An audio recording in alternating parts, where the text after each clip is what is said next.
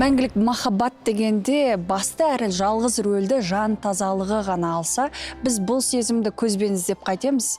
Өмірді жердің үстімен ғана шектемесек, біз махаббаттың да анықтамасын өзгертер едік. Астана балеттің артисі, хореограф Айнұр Әбілғазина өзінің нәзік жанын бүгін сахнаға алып шығады. Рұқсат бересіздер ме?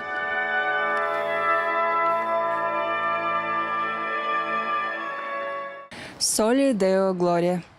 В переводе это аударғанда жаратқан ұлық дегенді білдіреді. Неге олай атадыңыз? Неге екенін айтайын ба? Өйткені бұл өмірге келетіннің бәрі содан келеді. Бұл жерден кететіннің де бәрі соған барады.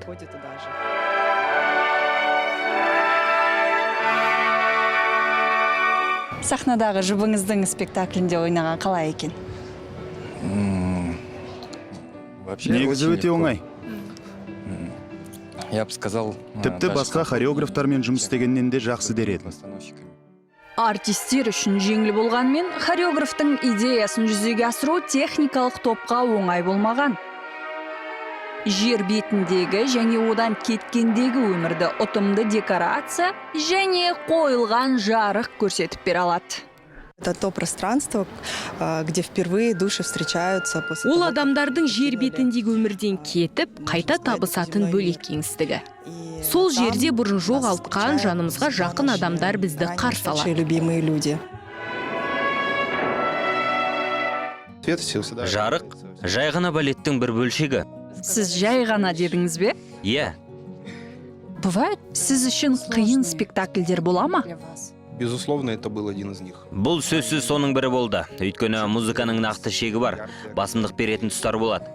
Но с Малером... Бірақ Малерде мүлде олай емес. Бір толқын пайда болып, жоғалып кететін, артынша екінші пайда болатын өзен сияқты. Ғайыпты ұстап үлгеру қиын. Десе де өзеннің ағысымен жүрсең, дұрыс бағытты табасың. Музыка жол көрсетеді. Малердің мұндай музыкасы бір ғана нәзік жанның үш түрлі күйі мен кезеңін суреттеу үшін керек болды.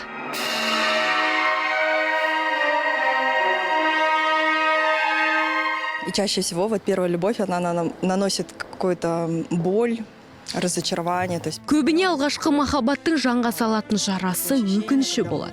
Жанымызды айқара ашып, қайта сүюге қорқатындаймыз. Ал екінші махаббатта ескірет, суық сананы іске қосамыз. Идем с каким-то, может быть, таким холодным рассудком. В хореографии это показано, там два персонажа. Хореографияда сол көрсетіледі. Бір қыз екі махаббатының ортасында жүріп, қиын таңдауға тап болады. Мінездері әртүрлі. Қыз әлі бірдеңені іздеп тұрады. Үшінші жұпта ол өзіне кім керегін түсінді және тапты.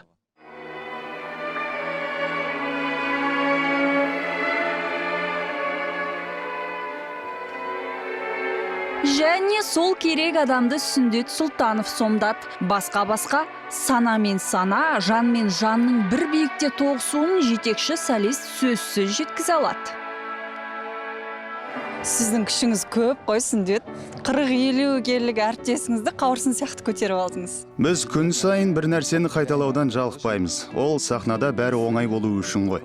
Көрермен тек ләззат алуы керек. Біздің қиналғанымызды көруге тиіс емес.